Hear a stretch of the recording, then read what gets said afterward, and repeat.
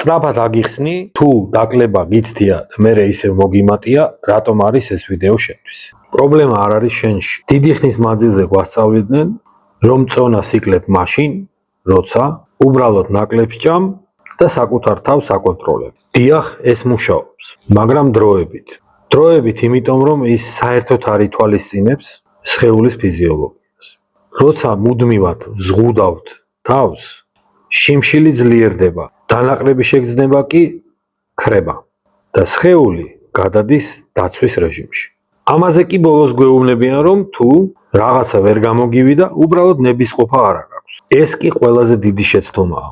ეს მდგომარეობა არ არის სუსტი ხასიათის ბრალი, არ არის უნებისყოფობის პრობლემა. ეს არის არასწორი და მოძველებული მიდგომის ლოგიკური შედეგი. ეს კანონზომიერებაა და არა მარცხი. არსებობს სხვა გზა, წონის მართვა ფიზიოლოგიის დონეზე. შიმშილისა და დანაყრების რეგულაცია. სხეულთან ყოველგვარი ბრძოლის გარეშე. თუ გინდა ამჯერად შედეგი სტაბილური იყოს, უნდა შეიცვალოს არასწორი მიდგომა და არა ადამიანი. დროა სხვა სისტემაზე გადმოხვიდე. თუ უფრო მეტი გინდა გაიგო, მომწერე პირადში.